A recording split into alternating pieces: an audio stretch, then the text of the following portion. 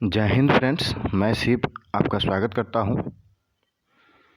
मित्र, हम लोग जो है कंप्लीट इंडियन पोलाइटी सीरीज यानी श्रृंखला के जो है भाग 5 को पढ़ रहे थे। और भाग 5 में जो है फ्रेंड्स केंद्र सरकार के बारे में वर्णन दिया गया है, संघ के बारे में वर्णन दिया गया है, यूनियन के बारे में बताया गया है। और उसी कड़ी में जो है हम लोगों ने जो है राष्ट्रपति के बारे में जाना और राष्ट्रपति और उपराष्ट्रपति के अंतर के द्वारा जो है दोनों के अन्य तथ्यों को समझा, राष्ट्रपति और उपराष्ट्रपति के अंतर के माध्यम से। अब फ्रेंड्स हम लोग बात करने वाले थे राष्ट्रपति के पावर्स के बारे में, यानी कि शक्ति के बारे में, यानी कि पावर्स ऑफ प्रेसिडेंट, यानी कि राष्ट्रपति की शक्तियाँ।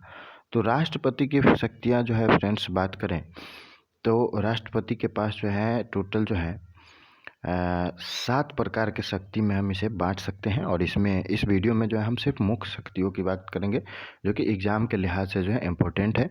तो 7 शक्तियाँ जो है टोटल है, और वो जो है फ्रेंड्स कार्यकारी शक्ति इनकी होती हैं, उसके बाद विधायी शक्ति होती हैं, वित्तीय शक्ति होती हैं, न्यायिक शक्ति होती है, कूटनीतिक शक्तियाँ होती है, और सैन्य शक्तियाँ होती है, और आपातकालीन शक्तियाँ होती है।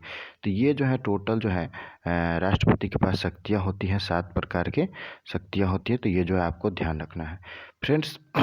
आर्टिकल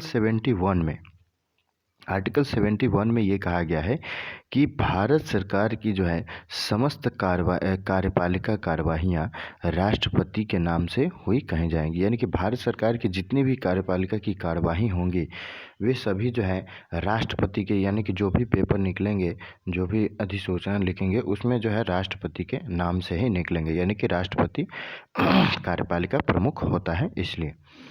उसके बाद बात करें तो सभी नियुक्तियां जो है राष्ट्रपति स्वयं विवेक से नहीं करती, मंत्रिपरिषद के सलाह के अनुसार जो है इनको नियुक्तियां करनी होती है। और कुछ पदों के मामले में उसे जो है भिन्न व्यक्तियों से भी सलाह लेनी होती है। तो ये भी बात जो है ध्यान रखना है कि जितनी भी नियुक्ति होती है वो सभी नियुक्तियां राष्ट्रपति नहीं करती, कुछ नियुक्तियों को जो है मंत्रिपरिषद के सलाह से भी करनी होती है।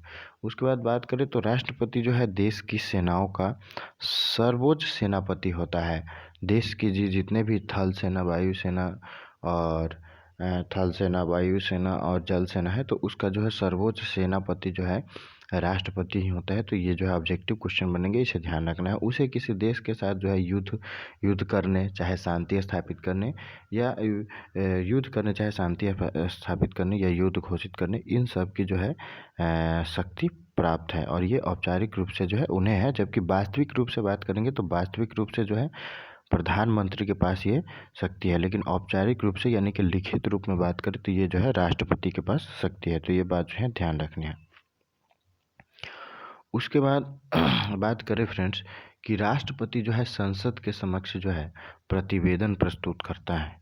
ये जो है राष्ट्रपति की शक्तियां हैं कि राष्ट्रपति जो है संसद के समक्ष प्रतिवेदन भी प्रस्तुत करता है। तो उसमें बात करें तो राष्ट्रपति जो है बजट और वार्षिक प्रतिवेदन, हमारे संविधान में ये ध्यान रखना है कि बजट शब्द का प्रयोग नहीं किया गया है, वार्षिक वित्तीय विवरण शब्द का प्रयोग किया गया है।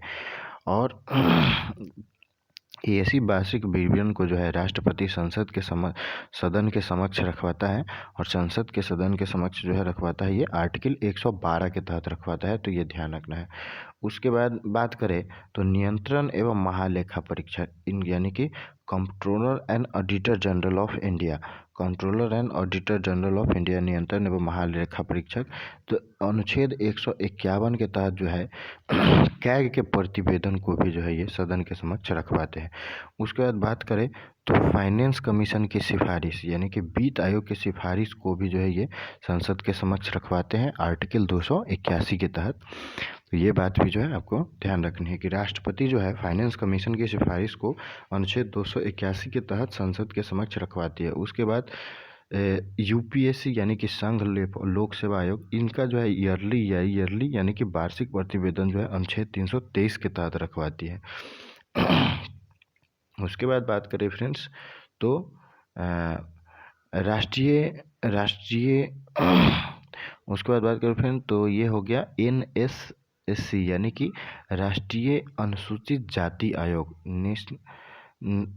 यानी कि national commission for SC national commission for SC राष्ट्रीय अनुसूचित जाति आयोग तो अनुच्छेद 338 के तहत जो है इनके प्रतिवेदन को रखवाता है सदन के समक्ष। उसके बाद राष्ट्रीय अनुसूचित जनजाति आयोग तो अनुच्छेद 338 क के तहत जो है इसके प्रतिवेदन को संसद के समक्ष रखवाता है। उसके बाद बात करें तो पिछड़ा आयोग यानी कि ओबीसी आयोग तो इनके प्रतिवेदन को जो है अनुच्छेद 340 के तहत जो है संसद के समक्ष रखवाता है। और उसके बाद बात करें तो अनुच्छेद 17(1) में जो है यह उपबंध दिया गया है कि कोई भी विधेयक कोई भी धन विधेयक जो है राष्ट्रपति की सिफारिश से ही संसद में पेश किया जाएगा। यानी धन विधेयक की बात करें, कोई भी धन विधेयक होगा वो राष्ट्रपति जब सिफारिश करेंगे और लोकसभा के स्पीकर यानी कि अध्यक्ष प्रमाणित करेंगे, उसके बाद ही केंद्र में लोकसभा के स्पीकर और राज्य में जो है विधानसभा स्पीकर, ये दोनों जो है मनी बिल को यानी कि धन विधेयक को प्रमाणित करती इसके उपरांत ही जो है ये जाते हैं। तो धन विधेयक जो है ये राष्ट्रपति रखवाते हैं।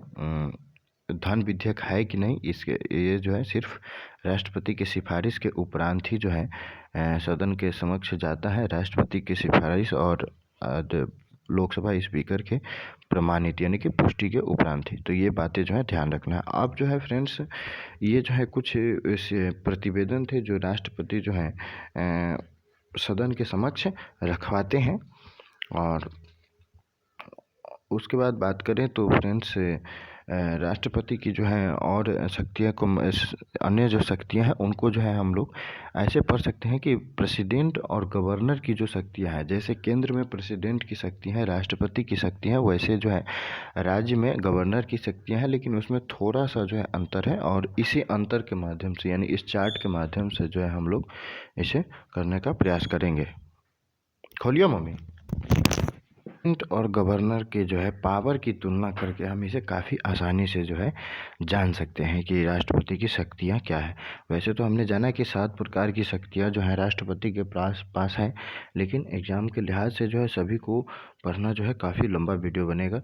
तो इसमें जो है सिर्फ हम मेनली जो है उनकी शक्तियाँ को समझेंगे, वो भी जो है प्रेसिडेंट और गवर्नर के बीच अंतर के माध्यम से। तो प्रेसिडेंट और गवर्नर के बीच अंतर माध्यम से जो है हम इसे समझने का प्रयास करते हैं। इस वाले खंड में फ्रेंड्स शक्ति की बात की गई यानी कि पावर्स की बात की गई है, और इस बारे में इस वाले खंड में प्रेसिडेंट की शक्ति यानी कि राष्ट्रपति की पावर की बात की गई है, और इस वाले खंड में फ्रेंड्स गवर्नर की शक्ति की बात की गई है। पहले जानते हैं कि कार्यकारी शक्ति जो है यानी कि एग्जीक्यूटिव पावर जो है क्या है प्रेसिडेंट की और राज्यपाल की यानी कि गवर्नर की। तो इस दोनों के माध्यम से जो है हम लोग इसको काफ़ी अच्छे से जो है समझ सकते हैं इस चार्ट के माध्यम से। तो प्रेसिडेंट की बात करें फ्रेंड्स कार्यकारी शक्ति की, तो प्रेसिडेंट के पास जो है कार्यकारी शक्ति में प्रधानमंत्री यानी कि पीएम, उसके बाद काउंसिल ऑफ मिनिस्टर्स यानी कि मंत्रिपरिषद, उसके बाद अटॉर्नी जनरल यानी कि महान्यायवादी, उसके बाद नियंत्रण एवं महालेखा परीक्षक यानी comptroller auditor general of India CAG. उसके बाद बात करें फ्रेंड्स तो सुप्रीम कोर्ट और हाई कोर्ट के सुप्रीम कोर्ट और साथ साथ जो है हाई कोर्ट के न्यायाधीश। उसके बाद बात करें तो गवर्नर यानी कि राज्यपाल और एलजी यानी कि उपराज्यपाल लेफ्टिनेंट गवर्नर। उसके बाद बात करें फ्रेंड्स तो मुख्य निर्वाचन आयोग यानी कि चीफ इलेक्शन कमीशन। उसके बाद अदर उसके जो सदस्य होते हैं वो अन इलेक्शन कमीशन। उसके बाद बात करें तो यूपीएससी के जो है यूपीएससी यानी कि संघ लोक सेवा आयोग के जो है चेयरमैन, और उसके साथ साथ जो है अध्यक्ष और मेंबर, इस दोनों की नियुक्ति। उसके बाद बात करें तो वित्त आयोग के अध्यक्ष यानी कि फाइनेंस कमीशन के जो है अध्यक्ष। उसके बाद अनुसूचित जाति और जनजाति। उसके बाद लैंग्वेज माइनॉरिटी यानी कि भाषाई अल्पसंख्यक आयोग के विशेष अधिकारों की नियुक्ति। तो इन सब की नियुक्ति जो है फ्रेंड्स राष्ट्रपति करते हैं, और ये जो है राष्ट्रपति के कार्यकारी पावर यानी कि एग्जीक्यूटिव पावर में जो है शामिल है। तो फिर से एक बार जानिए कि राष्ट्रपति के कार्यकारी पावर में क्या शामिल है। तो राष्ट्रपति जो है प्रधानमंत्री, काउंसिल ऑफ मिनिस्टर यानी कि मंत्री परिषद, उसके बाद अटॉर्नी जनरल यानी कि महान्यायवादी, controller and auditor general of India यानी कि कैग, उसके बाद बात करें तो सुप्रीम कोर्ट और हाई कोर्ट के न्यायाधीश, गवर्नर, राज्यपाल, एलजी, उप गवर्नर।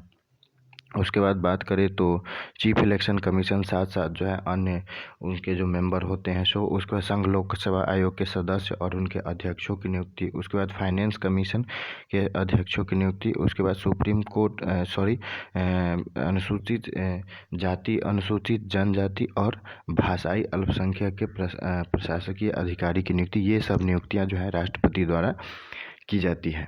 तो ये जो है राष्ट्रपति के कार्यकारी शक्ति में शामिल है। उसके बाद फ्रेंड्स बात करें गवर्नर के कार्यकारी शक्ति में, तो इनकी तुलना करते हैं। ये जो है केंद्र में इनकी नियुक्ति करते हैं और गवर्नर जो है राज्य में इनकी नियुक्ति करते हैं। तो इनकी बात करें तो सीएम यानी कि चीफ मिनिस्टर, मुख्यमंत्री, और उसके साथ जो है अदर मंत्री यानी कि अन्य मिनिस्टर्स भी। उसके बाद राज्य के महाधिवक्ता यानी कि अटॉर्नी जनरल, उसके बाद राज्य निर्वाचन आयुक्त यानी कि स्टेट इलेक्शन कमीशन के अध्यक्ष की बात करें, और उसके बाद अध्यक्ष और सदस्य इसमें दोनों शामिल है। उसके बाद संघ लोक सेवा आयोग के अध्यक्ष और सदस्य इसमें दोनों शामिल है।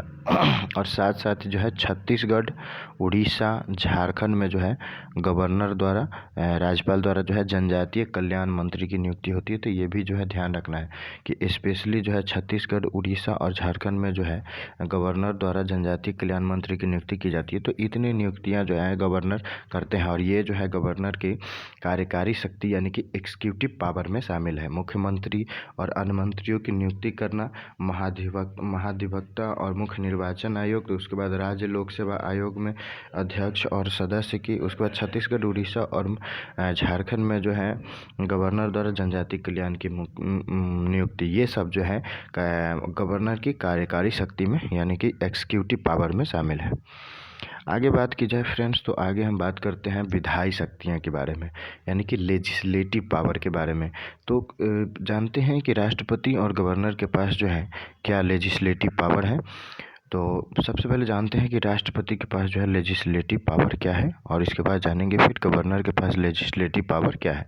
तो बात करें राष्ट्रपति के लेजिस्लेटिव पावर की, तो संसद के सत्र जिसमें दोनों सदन शामिल है, उस सत्र को जो है आहूत करना यानी कि आरंभ करने के लिए बुलाना, उसका सत्रावसान करना यानी कि सत्र जो है उसको ख़त्म करना, और लोकसभा का विघटन करना। अगर ऐसी कोई परिस्थिति आती है तो लोकसभा का विघटन करना, जो कि अनुच्छेद 85 में शामिल है। ये जो है अनुच्छेद 85 में शामिल है।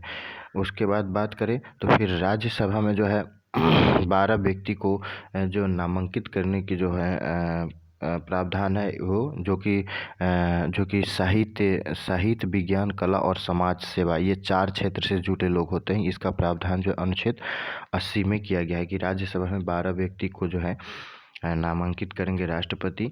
उसके बाद बात करें फ्रेंड्स, तो आंग्ल भारतीय यानी कि एंग्लो इंडियन को जो है 2 एंग्लो इंडियन को लोकसभा में उचित प्रतिनिधित्व न होने पर जो है नामित करना। तो और ये जो है अनुच्छेद 331 के तहत। उसके बाद प्रत्येक नए चुनाव और नए वर्ष में जो है संसद के प्रत्येक नए चुनाव और नए वर्ष में जो है संसद के प्रथम अधिवेशन को संबोधित करना। तो ये जो है राष्ट्रपति के विधायी पावर में शामिल है, यानी कि विधायी शक्ति है, लेजिस्लेटिव पावर है। उसके बाद बात करें गवर्नर के लेजिस्लेटिव लीगल पावर की, विधायी शक्तियाँ की फ्रेंड्स। तो गवर्नर के विधायी शक्ति में शामिल है विधान मंडल, जिसमें दोनों सदन, जैसे इस पर यहाँ पर जो है संसद है, संसद के दोनों सदन को आहूत करते हैं, तो ये विधान मंडल के दोनों सदन को आहूत करते हैं, राज्य में आहूत और सत्रावसान करते हैं। उसके बाद जैसे केंद्र में जो है राष्ट्रपति 12 सदस्य को राज्यसभा में नामांकित करते हैं, जो कि विज्ञान, कला, साहित्य और समाज सेवा से जुड़े लोग होते हैं। इन 4 क्षेत्रों से आर्टिकल 80 में प्रावधान किया। उसी प्रकार जो है लेजिस्लेटिव काउंसिल यानी कि विधान परिषद में जो है 1/6 सदस्य को जो है राज्यपाल नामांकित करते हैं। और ये जो है फ्रेंड्स यहाँ पर थोड़ा ध्यान रखना है कि ये जो है साहित्य, विज्ञान, कला, और उसके बाद बात करें तो समाज सेवा और सहकारिता यानी कि सोशल मूवमेंट, इस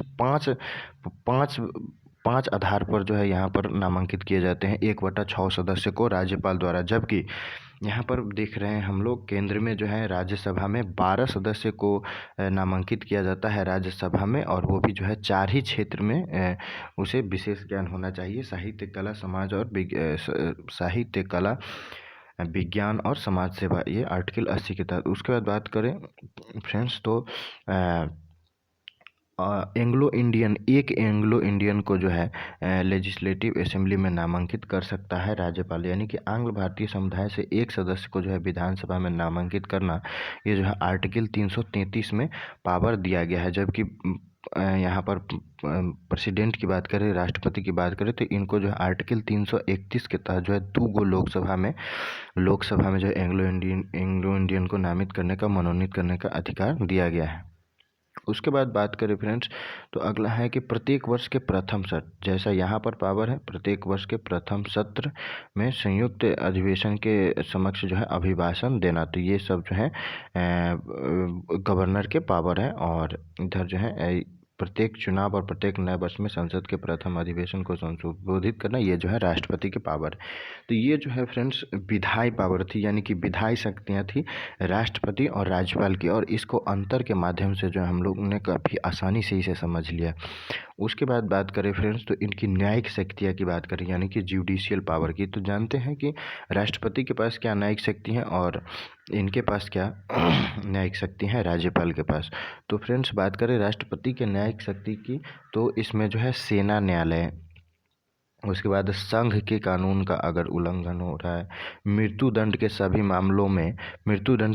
मामलों में दोषसिद्धि का जो है दंड कम कर देना या माफ़ कर देना, ये जो है अनुच्छेद 72 में दिया गया है। तो ये जो है न्यायिक शक्ति है राष्ट्रपति की, सेना न्यायालय के या संघ कानून के उल्लंघन या मृत्युदंड के सभी दोष के मामले में उसके दंड को कम कर देना या माफ़ कर देना, जो कि अनुच्छेद 72 में दिया गया है। तो ये सभी जो है राष्ट्रपति की न्यायिक शक्तियाँ हैं, यानी कि जुडिशियल पावर है। उसके बाद बात करें राज्यपाल की न्यायिक शक्ति की फ्रेंड्स, तो राज्यपाल की न्यायिक शक्ति में फ्रेंड्स शामिल है राज्य विधि के उल्लंघन पर, यहाँ पर जो है संघ कानून का उल्लंघन की बात हो रही है, यानी कि केंद्र की विधि, यहाँ राज्य विधि के उल्लंघन पर जो है। उसके बाद क्षमादान, प्रविलंबन, विराम, लघुकरण, ये जो है अनुच्छेद 161 में दिए। यहाँ ध्यान रखना है कि 72 में जो है राष्ट्रपति के क्षमादान की शक्ति है और 61 में जो है राज्यपाल के क्षमादान की शक्ति है। उसके बाद राष्ट्रपति मृत्युदंड को तो माफ़ कर सकता है, लेकिन राज्यपाल मृत्युदंड को माफ़ नहीं कर सकता, केवल स्थगित कर सकता है, चाहे उसको उसमें लेट लगा सकता है, प्रविलंबित कर सकता है, या उसको उसके जो है उसके आकार को छोटा कर सकता है, लघुकरण कर सकता है। और सैन्य सजा वाला में जो है सैन्य सजा वाला में जो बात करें तो इसमें राष्ट्रपति को शक्ति है, लेकिन यहाँ पर बात करें तो यहाँ राज्यपाल को जो है कोई शक्ति नहीं है। तो सैन्य सजा वाला में राज्यपाल को कोई शक्ति नहीं है।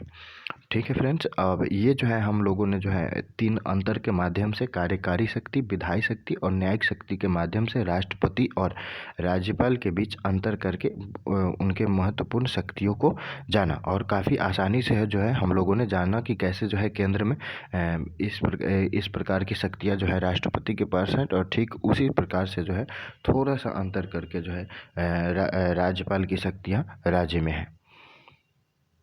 तो फ्रेंड्स इस वीडियो में जो है हम लोगों ने राष्ट्रपति के शक्तियों और राज्यपाल के शक्तियों को भी समझ लिया राज्य में, और इस वीडियो में इतना ही। अगले पार्ट में जो है हम लोग भाग 5 को ही पढ़ेंगे, और भाग 5 में जो है हम लोग कवर करेंगे राष्ट्रपति के जो है अध्यादेश जारी करती है, किसी विषम परिस्थिति में अध्यादेश जारी करती है, तो अध्यादेश जारी करने की शक्ति और उनके क्षमादान की शक्ति, जो कि अनुच्छेद 72 में दिया गया है राष्ट्रपति के क्षमादान की शक्ति। तो ये जो है हम लोग अगले वीडियो में करेंगे। तो आज के लिए इतना ही, धन्यवाद।